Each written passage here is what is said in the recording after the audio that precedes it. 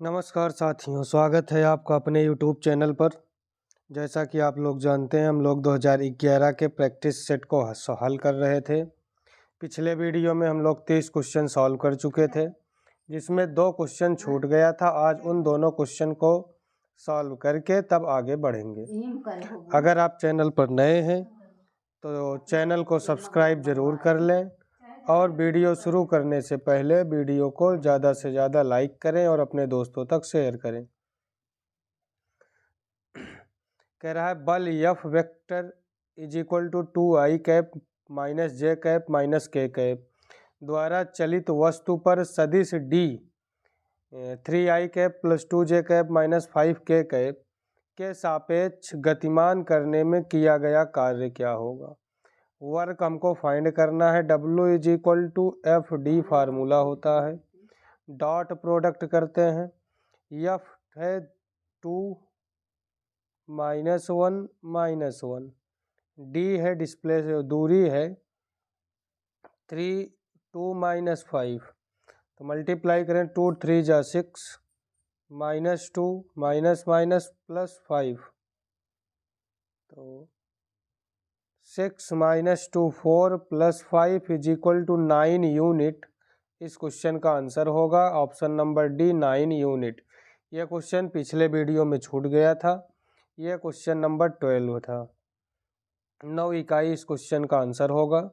अगर क्वेश्चन समझ में आ रहा हो, वीडियो अच्छी लगे तो वीडियो को ज़्यादा से ज़्यादा अपने दोस्तों तक शेयर करें और लाइक ज़रूर कर दें। अगर आप चैनल पर नए हो तो चैनल को सब्सक्राइब भी ज़रूर कर लें।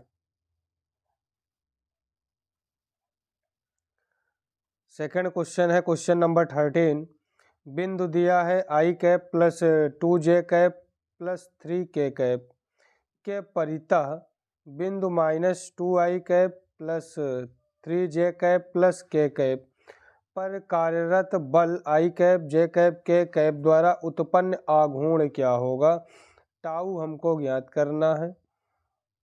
टाउ इज इक्वल टू बल दिया है F वेक्टर इन क्रॉस ए बी।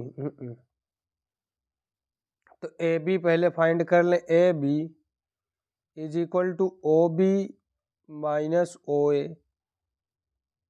बिंदु इसके परितः बिंदु इस पर कार्यरत बल, तो ये ए ये B.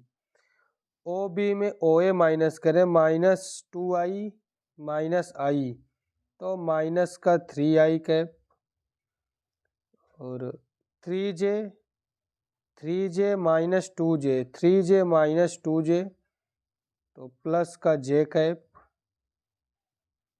k minus 3k k minus 3k, तो -2k कैप। ये ए बी की वैल्यू हो गई। टाउ इज इक्वल टू सारणिक determinant i cap j cap k cap F111 और ए बी -3 1 -2। विस्तार कर लें i कैप, तो -2 और +1 -2 +1, ये +1 है।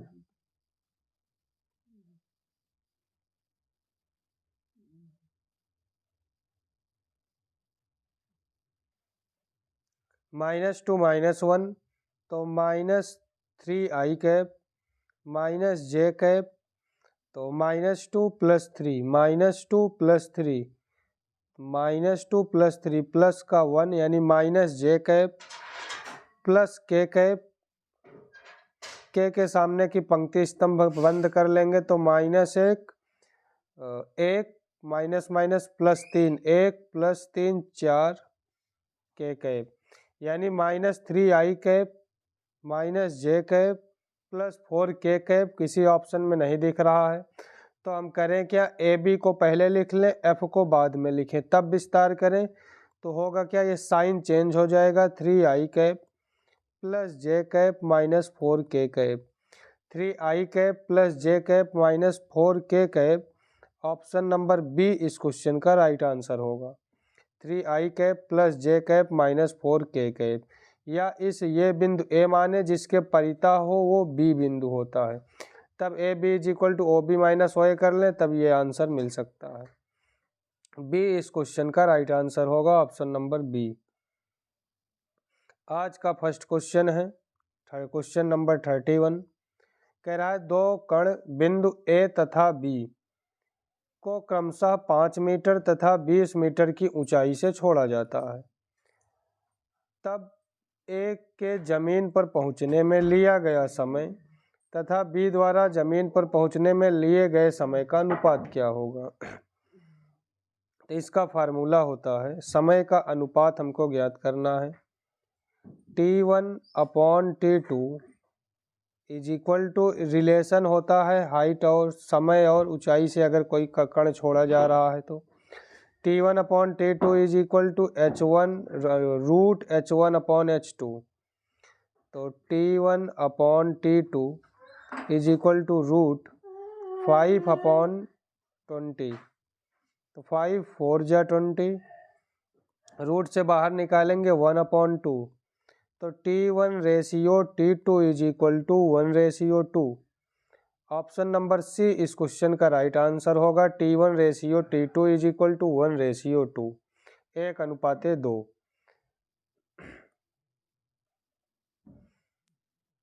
एक व्यक्ति एक लिफ्ट पर खड़ा है जो F त्वरण से ऊपर की ओर जा रही है। व्यक्ति भारी महसूस होगा।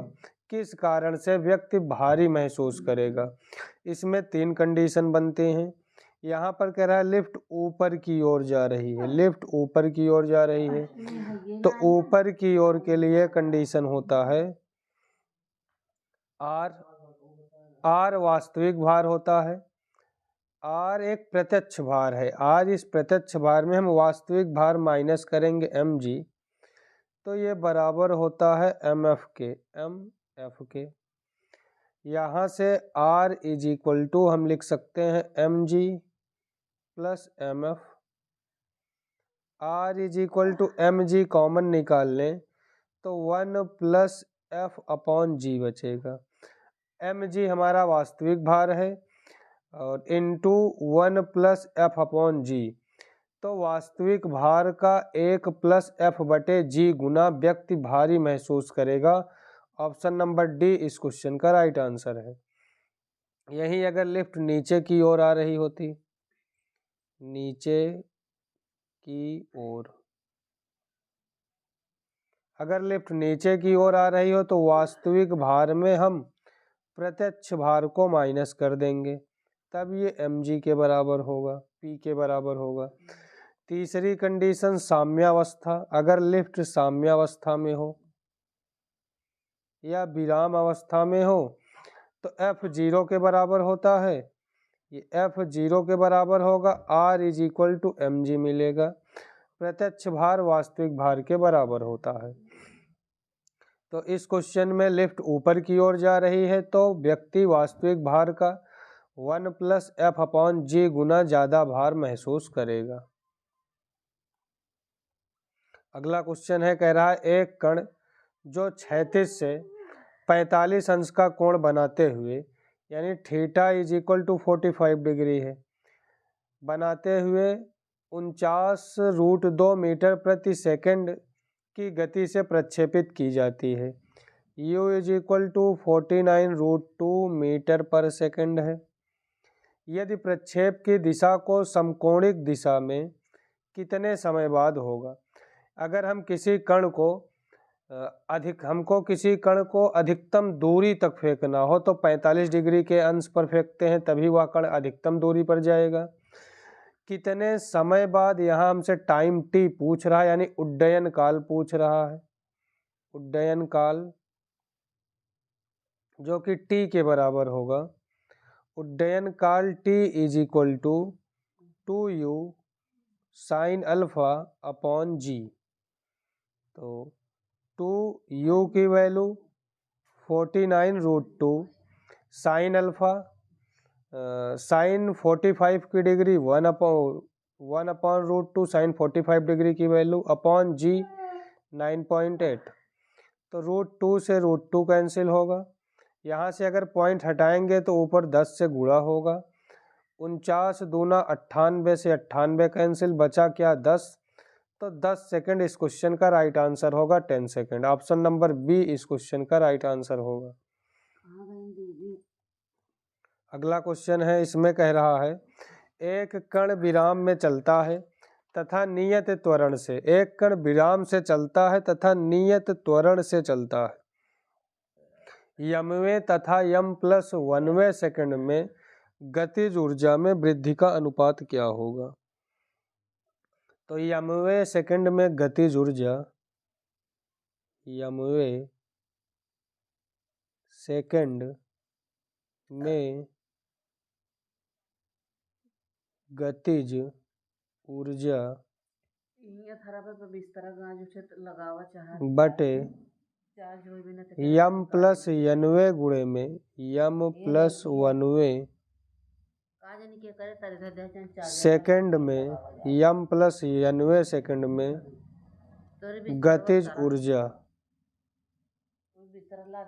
यमवें सेकंड में गतिज ऊर्जा बटे m+1वें सेकंड में गतिज ऊर्जा, ये बराबर होता है 2m-1/2m+1 के। यमवें सेकंड में गतिज ऊर्जा 2m-1 अपॉन m+1वें सेकंड में गतिज ऊर्जा 2m+1 के। ऑप्शन नंबर सी इस क्वेश्चन का राइट आंसर होगा। m-1 ratio 2m-1 ratio 2m+1। अगला क्वेश्चन है, कह रहा है ए वेक्टर तथा बी वेक्टर इकाई सदिश हो, यूनिट वेक्टर हो तथा थीटा उसके बीच का कोण हो, तो mod of A vector minus B vector upon 2 की वैल्यू क्या होगी।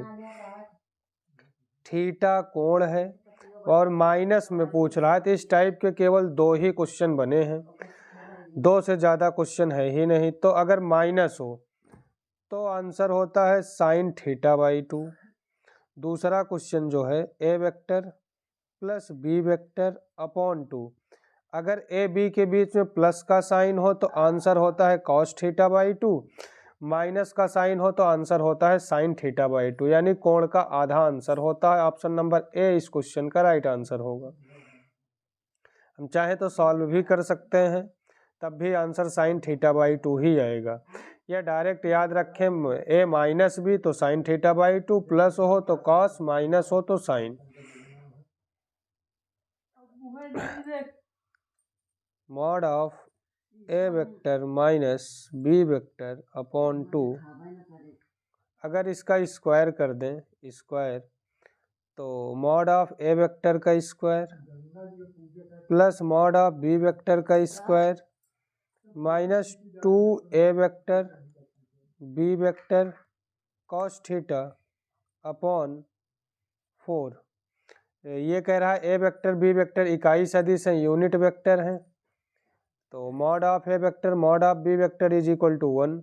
तो 1 + 1 2 माइनस 2 कॉस थीटा अपॉन 4।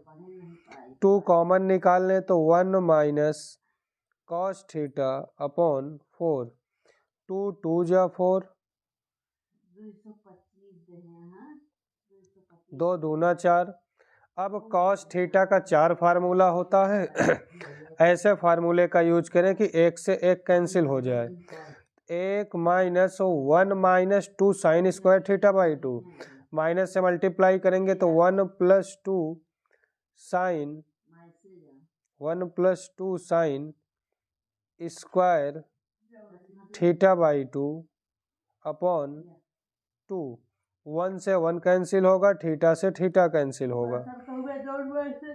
अब यहाँ स्क्वायर था, स्क्वायर को दूसरी साइड भेजेंगे तो ये रूट से ये स्क्वायर कैंसिल हो जाएगा, बचा साइन θ/2, जो कि ऑप्शन नंबर ए इस क्वेश्चन का राइट आंसर होगा। या डायरेक्ट याद रखें, minus mod of A minus B upon 2 हो तो साइन θ/2, प्लस हो तो कॉस θ/2 क्वेश्चन का आंसर होता है।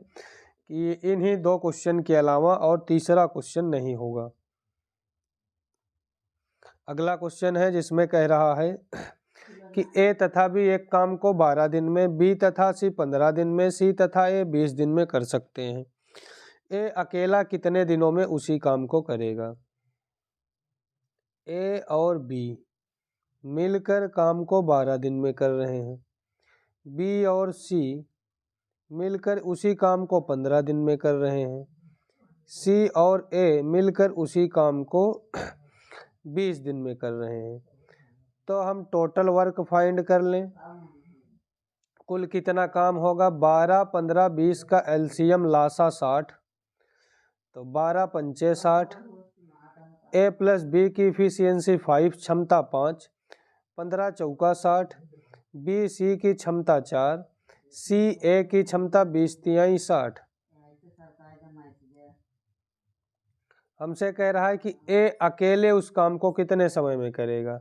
अगर हम टोटल इफिशियंसी देखें, कुल क्षमता, तो 2a plus B plus C is equal to 5 4 9 3 12, तो a plus B plus C बराबर 6, 6 दूना 12।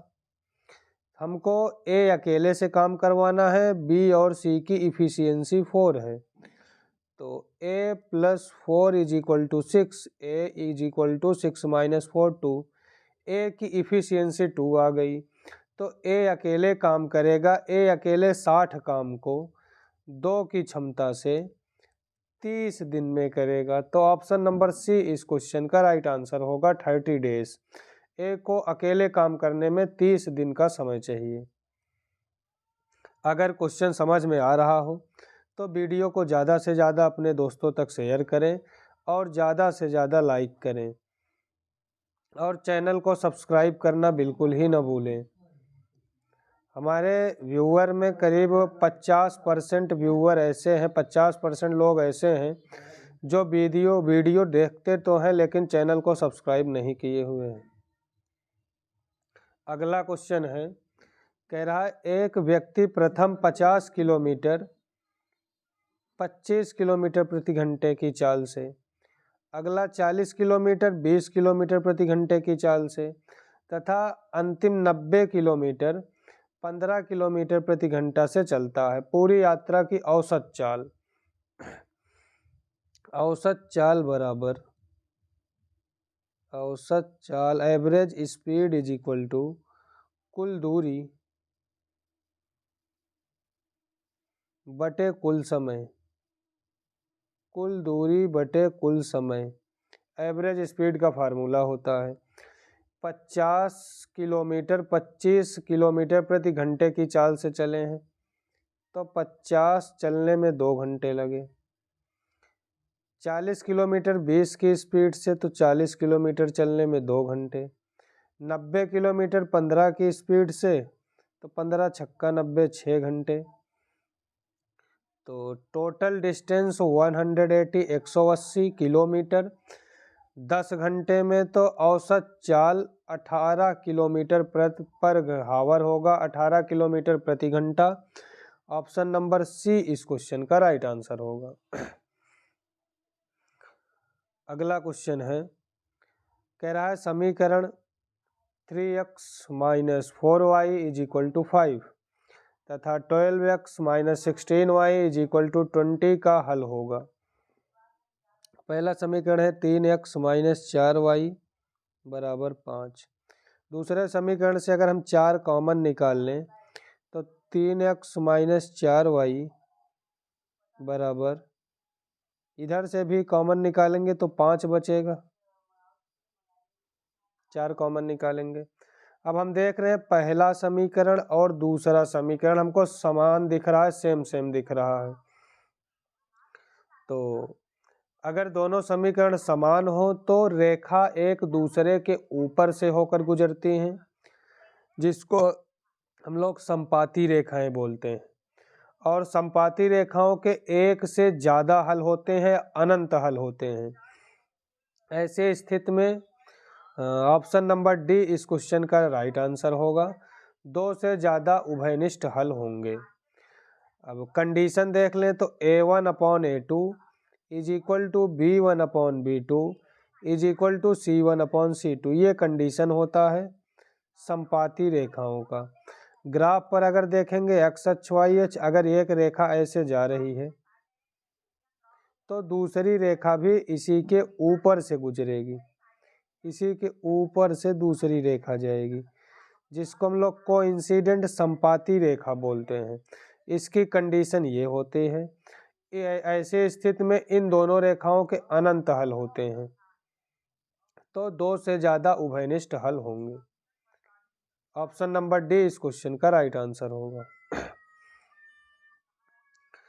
53 रुपये को ए बी सी में इस प्रकार विभाजित किया गया है, ए बी और सी में। कह रहा है ए को बी से 7 रुपया ज़्यादा, ए को बी से 7 रुपया ज़्यादा, बी को सी से 8 रुपया ज़्यादा। अगर सी को x रुपया मिलेगा तो बी को x प्लस 8, अगर बी को x प्लस 8 तो ए को बी से 7 ज़्यादा, तो x प्लस 8 7 15, तो उनके हिस्से का अनुपात होगा। यहाँ हम देख रहे हैं सबसे बड़ा हिस्सा ए का है, उससे छोटा बी का, सबसे छोटा सी का। तो ऑप्शन से देख के बता सकते हैं। सबसे बड़ी वैल्यू 25, यहाँ पर अगर ए बी सी अनुपात देखें, ए बी सी, तो सी का अनुपात सबसे छोटा होना चाहिए, ऑप्शन नंबर ए नहीं होगा, बी हो सकता है। अब ए बी में बी ए का अनुपात बड़ा होना चाहिए, यहाँ सी का अनुपात छोटा होना चाहिए, तो बी इस क्वेश्चन का राइट आंसर होगा। 25 18 10। दूसरा तरीका, इन सबको हम जोड़ लें, बराबर 53 करके x की वैल्यू निकाल लें, x इज इक्वल टू 10 मिलेगा, तो x का रेशियो सी का 10, बी का 18 और ए का 25। 25 18 10, ऑप्शन नंबर बी इस क्वेश्चन का राइट आंसर होगा। समीकरण दिया हुआ है, x square plus P x plus Q के मूल दिए हुए हैं 1 और 2, तो मूलों का योगफल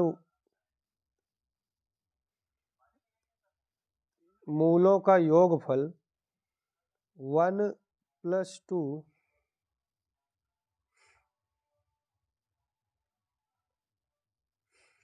मूलों का योगफल 1 प्लस 2 बराबर minus B upon A minus P, तो p is equal to minus का 3।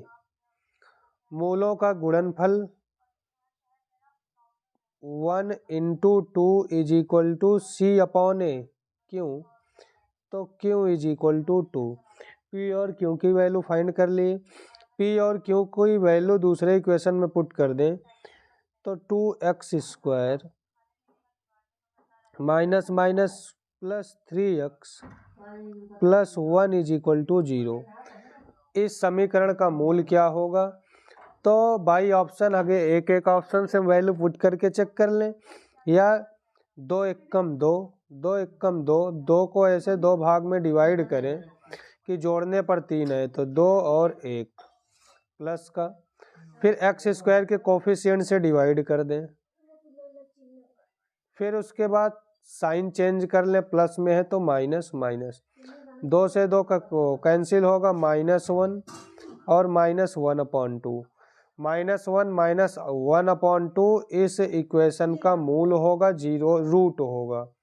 ऑप्शन नंबर बी इस क्वेश्चन का राइट आंसर होगा, -1/2 -1, बी इस क्वेश्चन का राइट आंसर होगा। अगला क्वेश्चन है, कह रहा है यदि त्रिभुज ए बी सी एक समद्विबाहु त्रिभुज है तथा बिंदु ए से आधार पर स्थित बिंदु डी पर लंब है, बिंदु डी लंब एडी डाला गया है, तब ए समद्विबाहु त्रिभुज है, आइसोसेलेस ट्रायंगल है, ए बी सी। कह रहा है ए से भुजा बी सी पर लंब डाला गया डी, तो कौन सी कंडीशन सही होगी। ए बी और ए सी अगर हम देखें तो इधर भी 90 डिग्री बनेगा। ए बी के साथ ए डी कभी भी माइनस में नहीं होगा, और ए बी के साथ ए डी, ए बी के साथ ए डी, ए बी के साथ ए डी कभी प्लस में नहीं होगा, माइनस में हो सकता है क्योंकि ये कण है, तो कण के साथ ए डी प्लस में नहीं हो सकता है। और बी डी और डी सी, यहाँ पर बी समद्विबाहु त्रिभुज है तो ए सी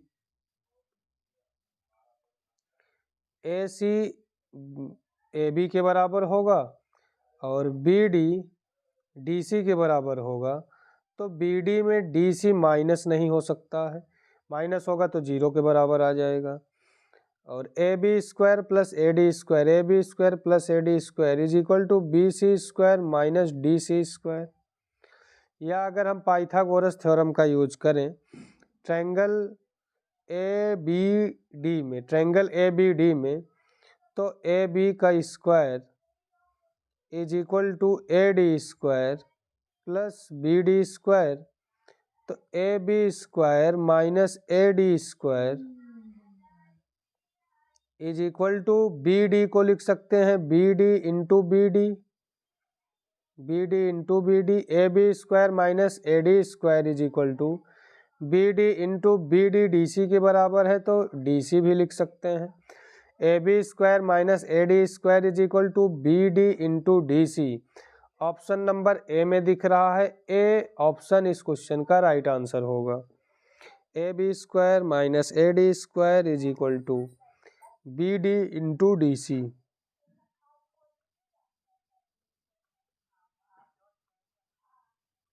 अगला क्वेश्चन है, एक समषटभुज रेगुलर हेक्सागन, रेगुलर हेक्सागन के अंतर्गत बने त्रिज्या आर, रेगुलर हेक्सागन के अंदर सर्कल है जिसका रेडियस आर है तो परिमाप होगा। एक समषटभुज है,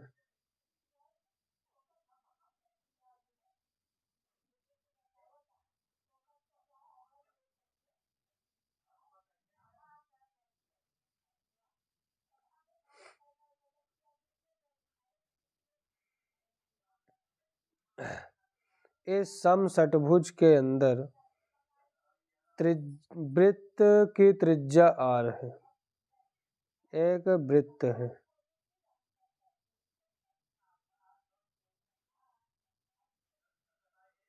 ऐसे एक वृत्त बनेगा समषटभुज के अंदर, एक सर्कल है और एक समषटभुज है।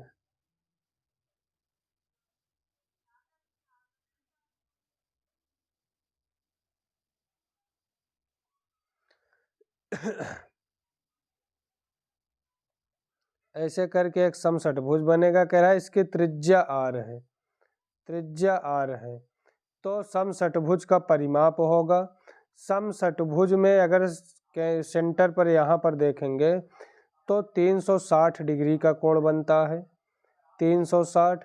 इसमें भुजाओं की संख्या 6 है तो 6 से भाग करेंगे तो 60 अंश का कोण बनेगा और त्रिज्याएं आपस में बराबर होती हैं तो इक्विलैटरल ट्रायंगल बनेगा समबाहु त्रिभुज। समबाहु त्रिभुज में तीनों कोण 60-60 डिग्री के और सभी भुजाएं बराबर होती हैं, जिसमें दो भुजा त्रिज्या को निरूपित करेगी तो तीसरी भुजा आर के बराबर होगा। परिमाप 6r, ऑप्शन नंबर ए इस क्वेश्चन का राइट आंसर होगा। 6r, 6r परिमाप होगा। अगला क्वेश्चन है जो कि 2011, 13, 21 और 16 के सेट में पूछा गया था। कह रहा केंद्रीय प्रवृत्ति की माप नहीं है। कौन सा केंद्रीय प्रवृत्ति की माप नहीं है? तो मानक विचलन केंद्रीय प्रवृत्ति की माप नहीं है। माध्य माध्यिका बहुलक केंद्रीय प्रवृत्ति की माप होता है, मानक विचलन नहीं होता। 1/1 माइनस एक्स इंटू 3 - x के प्रसार में x की पावर n का गुणांक, तो 1/1 माइनस एक्स और 3 minus x is equal to A upon 1 minus x plus B upon 3 minus x. यहाँ से ए और बी की वैल्यू निकालना हो तो इस x माइनस ए को हमको 0 बनाना पड़ेगा। x की वैल्यू 1 पुट कर दें तो 1 माइनस एक्स को इधर ढक लें, x की वैल्यू 1 रखेंगे तो 2 मिलेगा, 1/2। a बराबर 1/2। b की वैल्यू फाइंड करने के लिए यहाँ पर 3 रख दें तब 0 बनेगा, x माइनस 3 को ढक लें तो -1/2। b की वैल्यू -1/2।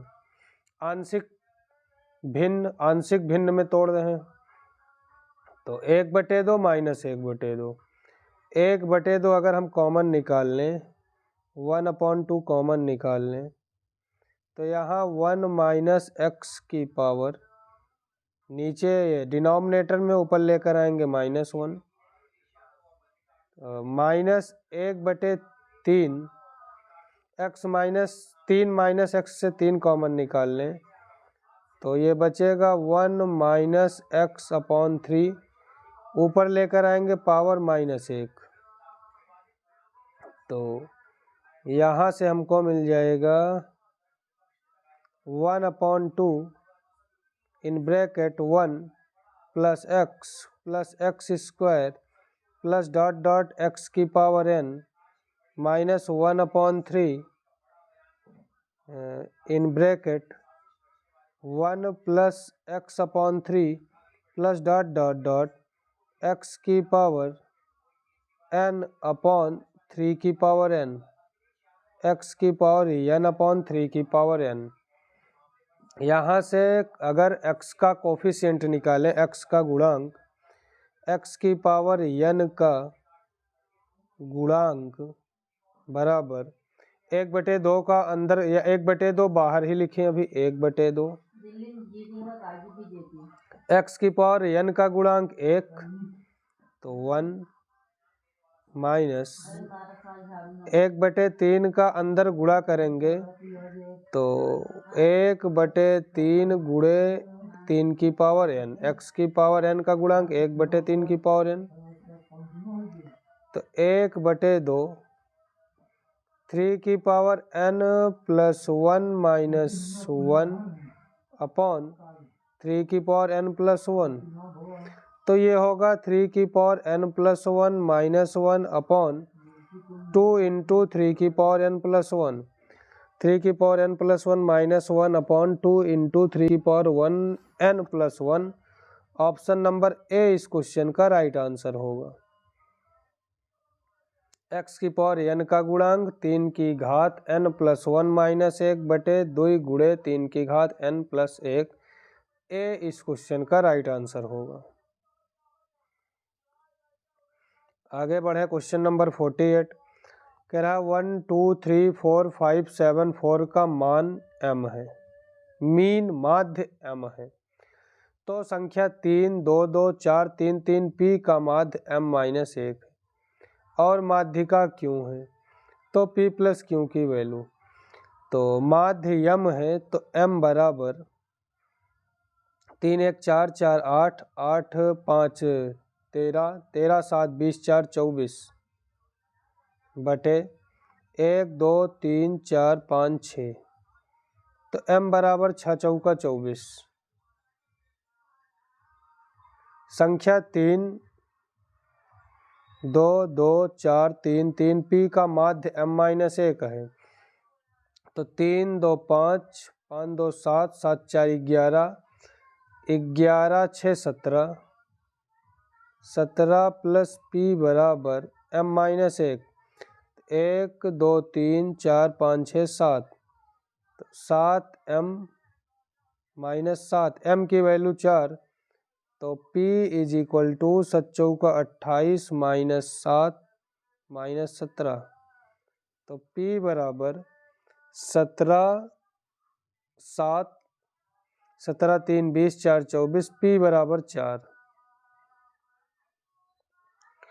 माध्यिका क्यों है तो 7 पद है, चौथा पद माध्यिका होगा तो पहला पद, दूसरा पद, तीसरा पद, चौथा पद। क्यू की वैल्यू 3 मिलेगी, माध्यिका 3, मीडियन 3 और पी की value 4। P plus Q find करना है तो 3 + 4 = 7। ऑप्शन नंबर डी इस क्वेश्चन का राइट आंसर होगा। पी प्लस क्यू का मान 7 होगा। अगर क्वेश्चन समझ में आ रहा हो तो चैनल को सब्सक्राइब ज़रूर कर लें और वीडियो को ज़्यादा से ज़्यादा अपने दोस्तों तक शेयर ज़रूर करें। अगला क्वेश्चन है, यदि a की पावर x = b की पावर y = c की पावर z तो b² ac किसके बराबर होगा?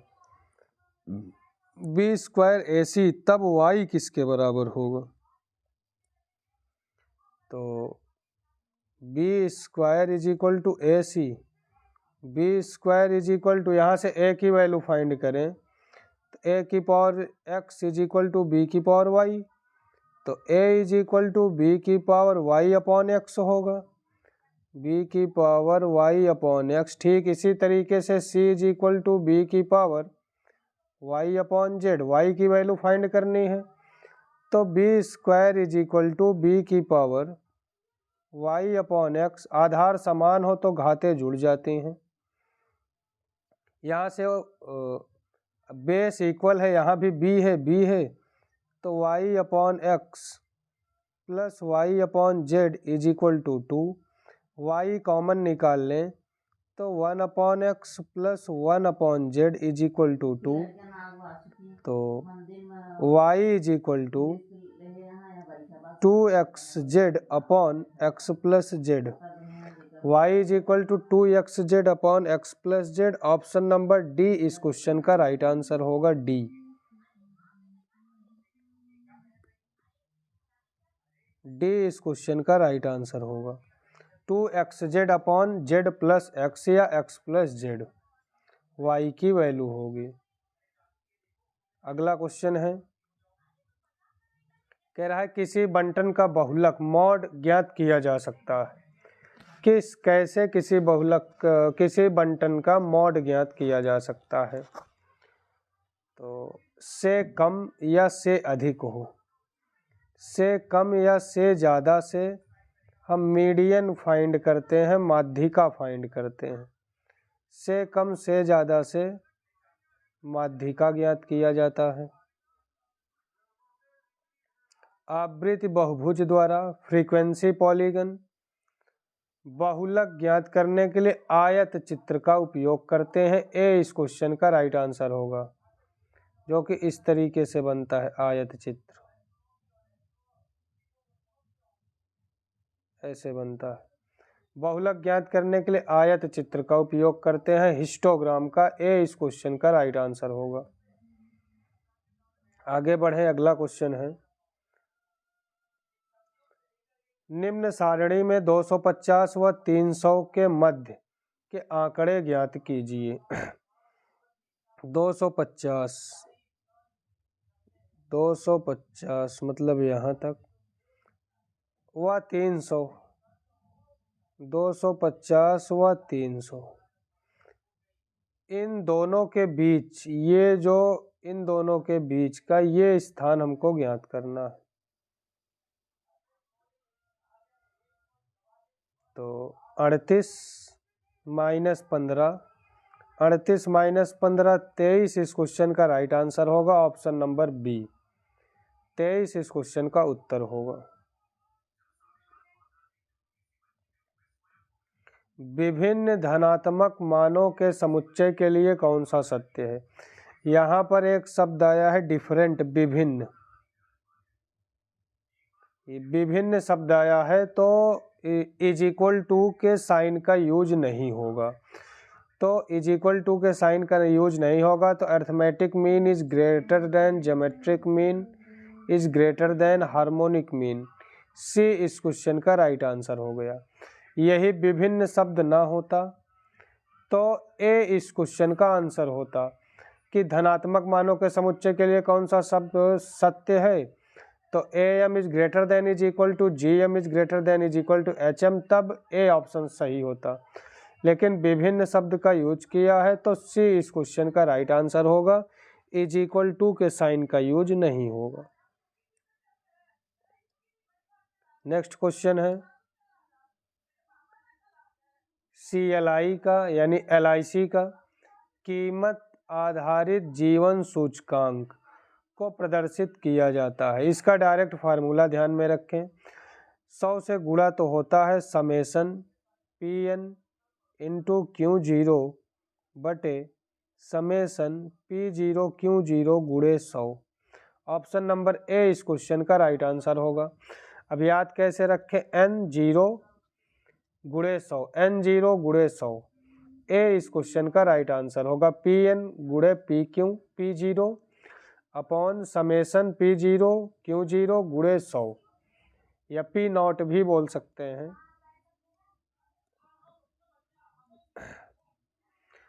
P plus √3Q plus 5 √5R plus √15S।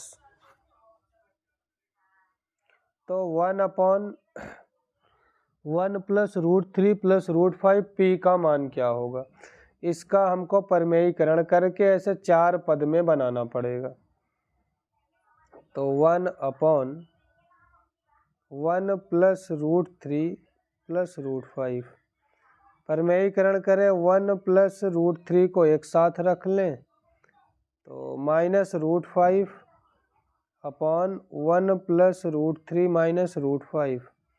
एक में गुणा करेंगे तो 1 प्लस √3 माइनस √5 बटे a plus B a minus B.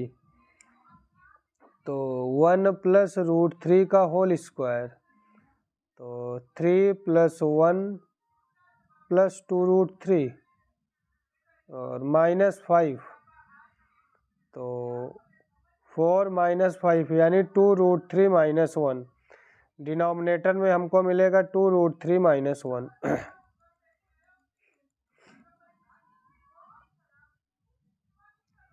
2√3 minus 1। फिर से परमेयीकरण कर दें। 2√3 प्लस 1 अपॉन 2√3 प्लस 1 से मल्टीप्लाई और डिवाइड कर दें तो गुणा करेंगे 2√3 का 1 में, तो 2√3, 3 दूना 6 माइनस 2√15। एक में गुणा करेंगे तो 1 प्लस √3 माइनस √5 बटे a square minus b square, 3 चौका 12 माइनस 1। तो हमको p की वैल्यू फाइंड करना है। p के साथ ना तो √3 होना चाहिए, ना √5, ना √15। तो p की वैल्यू फाइंड करने के लिए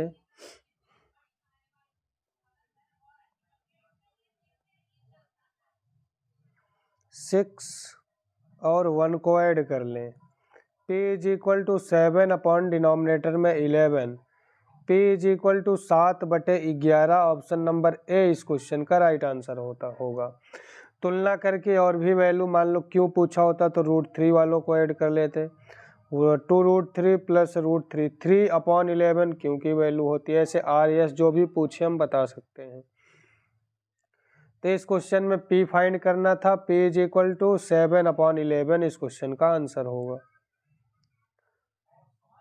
अगला क्वेश्चन है, कह रहा है दो समूह, दो आव्यूह ए तथा बी विपरीत क्रम एंटी कम्यूटल होगा। एंटी कम्यूटेटिव अगर दिया हो तो A B is equal to B A, ये कम्यूनेटिव होता है। A B is equal to minus B, ये एंटी कम्यूनेटिव होता है। तो सी इस क्वेश्चन का राइट आंसर होगा। A B is equal to minus B A, A B is equal to minus B A. यदि कोई धन चक्रवृद्धि ब्याज पर 15 वर्षों में 2 गुना, 15 साल में 2 गुना 2 की पावर 1 बराबर 15 के, तो 8 गुना 2 की पावर 3 8 गुना होगा। 1 15 के बराबर, तो 3 में 15 से गुणा कर दें, 15 तियां 45 साल, 8 गुना होने में 45 साल लगेगा। सी इस क्वेश्चन का राइट आंसर होगा। ये भी रिपीटेड क्वेश्चन है, 2021 में पूछा गया था, 2021 के सेट में हम लोग सॉल्व कर चुके हैं।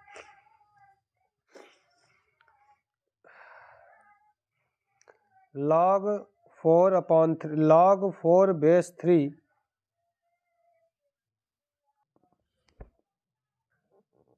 अगला क्वेश्चन है log 4 base 3, log 5 base 4, log 6 base 5, log 7 base 6, log 8 base 7, log 9 base 8 का मान होगा।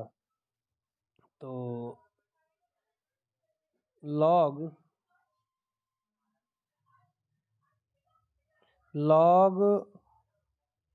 4 बेस 3 को लिख सकते हैं log 3 into log 5 upon log 4 into log 6 upon log 5।